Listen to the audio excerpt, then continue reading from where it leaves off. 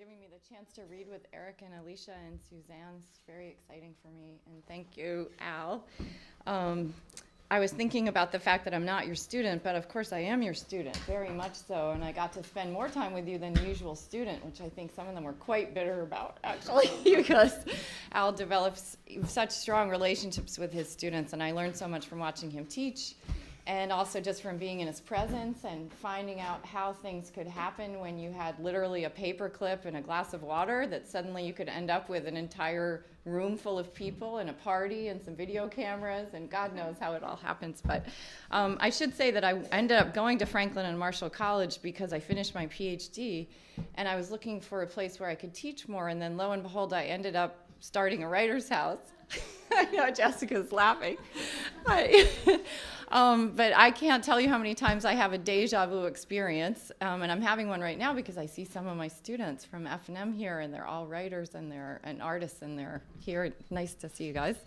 But I also want to say that I had other teachers here as well, including Greg Janikian and Tom Devaney. I see Greg there, and I learned so much from and you too, Tom, and Bob Perlman and Jessica Lowenthal, because I'm still on the Hub email, and so I see not only how Al can inspire a group of people to do incredible things, but how Jessica can actually just kind of gently ask them, and they do amazing things, and the combination is really remarkable. So thank you for letting me lurk. I continue to lurk. So I'm going to read a short section of a short story. I've been working on a collection of short stories that one of the things that has been good about my current job is that a couple years ago I was able to start writing again, and I'm working on a group of short stories about teenagers, and I think that there was no writer's house when I was here, so we only had sex and drugs and rock and roll. So that's what this book is about. So hang on to your wigs and keys. I did make very profound friends here, and I want to say hi to my matron of honor for my wedding, who is an artist back there. Okay, so I'll read you the first paragraph of the story, and then I'm going to jump ahead to a scene where the main character's name is Kelly, and she has two little friends, Becca and Janine, and they're in their tween years. And Kelly also has her first boyfriend now. His name is Robbie, and his older brother's name is Leon. So I'm just going to read you the first paragraph and then skip ahead. Hi. Sorry. I'm recognizing a lot of... Okay. So for months, Kelly, and the story is called When You Get to Their Porch, They're Gone. For months, Kelly and Robbie bought pot off of his brother Leon and smoked with him in his car every day after school. And still, Kelly managed to get her homework done and start up with soccer and leave her parents and friends in the dark. She couldn't understand why everyone got so upset about drugs. Leon said they, adults he meant, and especially cops, didn't want everyone to be too happy because then they'd never get dumb jobs and be miserable like everyone else. Thank you for laughing. I was like, whoa. A tough crowd. Leon was on the slow road to nowhere, Kelly suspected, borrowing a phrase of her father's. But then again, he could be right. Kelly had never had so much fun doing absolutely nothing. All right, so I'm going to skip ahead. So Leon and Robbie leave town, and Kelly has to go back to her little friends, Janine and Becca. And in all other ways, June passed as it always had. Nearly every day, they filled their backpacks with jugs of water and sandwiches and rode off in a new direction, taking country roads out of town and choosing turns on a whim until only the blue smudge of mountains that hugged the western horizon told them which way might be home. Janine tended to hog the conversation because she had such conflicting opinions on the subject of boys. Her parents were raising her to be a virgin. She stated this fact proudly every time she could. But she had to admit that the neighbor boy who washed his car with his shirt off made her hot. Do you play with yourself, Kelly asked her. They had gotten ahead of Becca going up a hill. She'd been genuinely curious, but she wasn't surprised when Janine took offense. Don't even say that. In her fury, Janine nearly had driven her bike into a ditch. Hey, watch out, Jan, Becca said, coming up behind them, huffing a little. She hadn't yet lost her baby fat. I just shocked her. Masturbation was the topic, Kelly said, but it can't be bad if it feels that good. Unbeknownst to her friend, she was quoting Leon. Like him, she saw now letting her friends see that they could choose to act cool or not. Well, do you think about Robbie, Jan asked, her hands finding her non-existent hips. Robbie? Nah, he's not really my type, Kelly said. Janine gasped. Are you breaking up? She asked. I don't know, maybe. He's kind of dumb, you know? Robbie called every couple of days, but she hadn't seen him in 3 weeks, and so far she hadn't missed him. Truth be told, when she rubbed herself with her hand, lying on her belly like a flopping fish, trying to get the feeling that came, the feeling almost like needing to pee. I'm too embarrassed to read the rest of this. I'm sorry. I think it's a decent sentence, but I'm just embarrassed. Just read it. Okay, all right.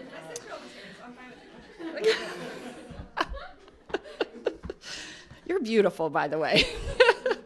Okay, anyway, thank you for that. The feeling almost like needing to pee, but more pitched, that made her hiss sweet when it peaked and coursed through her. When she did that, now, she thought about Leon.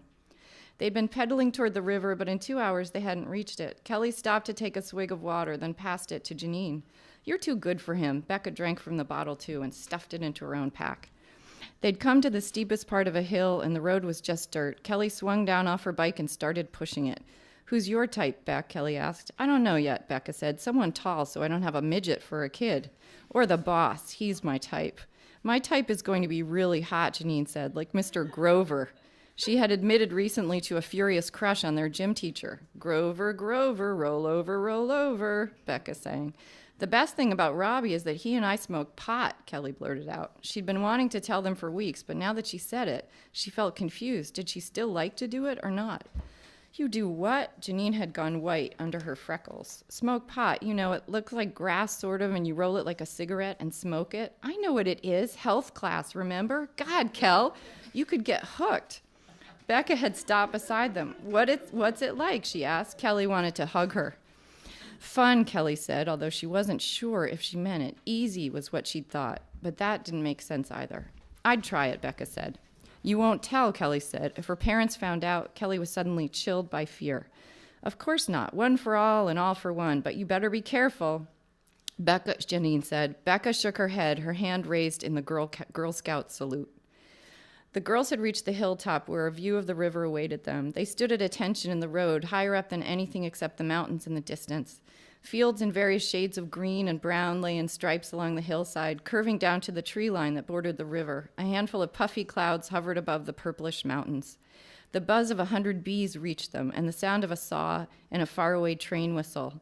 The sky was a bright blue, the sun directly overhead. God's country, Kelly said. Becca and Janine snickered. Well, it is, Kelly said, annoyed. She spun her bike around. Sometimes I really do mean what I'm saying, you know. Yeah, right, Becca laughed. Janine went to the beach with her family in early July, leaving Becca and Kelly to themselves for a month. On the second day of this new configuration, they realized they loved being together, just the two of them. In the town square, bags of penny candy in their hands, they sat on the cannon and talked about the RV Becca wanted her mother to buy. When she feels better, she'll be glad to do things again. In the meantime, I'm going to make her keep busy, Becca said. Kelly nodded, knowing not to say anything else. Becca's father had just moved in with his secretary 2 towns north. Her mother had dropped out of her summer class and was having trouble getting up. Kelly knew they wouldn't go back to her house until early evening, when it wouldn't seem so strange that Becca's mom was still in bed. A car tooted at them as it passed. Yuck, John West. Can you believe he got his mom to blow that horn? The town square, they agreed, was a little too open for their taste. They'd turned onto Van Tassel Street when a red Toyota pulled up beside them, blocking the shoulder. Hi, Kelly, the driver said through the open passenger window. Kelly peered in at him. He wore thick black glasses. His face was pocked, red, and pitted as though he had been burned. Do I know you, Kelly asked, and Becca snickered. Leon buys for me, the man said. Kelly shivered involuntarily. Becca had raised her eyebrows. Buys what? She whispered. Kelly motioned her to be silent. They're away now, Kelly said. I know, it's been a while. Yeah, Kelly said, spying a full bag of pot on the passenger seat. Wow, she said. You girls want some, the man said. It's on me. Kelly looked at Becca, who nodded with a grin and shrugged. You show me how, she hissed. Kelly nodded. All right, she said. The girls climbed into the car, Kelly in the front and Becca in the back. Kelly almost hit her head on the naked Barbie doll that hung from the rearview mirror. Gross, she said, swinging it back toward the windshield. The man paid her no attention. The car roared off toward the playground and past it, out onto the road that led northwest through the farms toward the train tracks. While they drove, the man gave Kelly the Zappo and papers, and she expertly rolled 2 fat joints, Becca watching wide-eyed from the back seat. After a couple of hits punctuated by coughing, Becca became unusually talkative. She pecked at the man with cheerful questions. Kelly sank into her high. The man's name was Tim. He'd gone to their school a few years back. He knew Leon from when he was a senior. He was back home now, just doing an odd job here and there, waiting for the next thing to occur to him. He thought he might want to become a cop. Kelly laughed. "What's so funny?" Tim said, his voice sharp.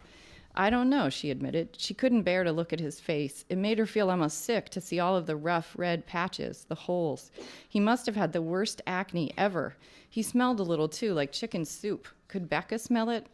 "I think I need to go home now," Kelly said, suddenly sure she would vomit. "What's the problem? We just got lit," Tim said. "I think I'm sick." "Little girls," Tim said. Kelly looked at his skinny arms, his strange black pants that had a crease and shine. They had to be 100% polyester. He pulled onto a side road toward a row of trees. They'd gone about 5 miles out of town. Now they bounded along a dirt road toward woods. When they reached the shade, Tim pulled over. "Get out and puke if you need to," he waved Kelly out. "You can sit in the front while she's gone," he said to Becca. "No thanks," Becca said, "but can we smoke some more?" Leaning against the car, Kelly leaned her head forward and held her breath.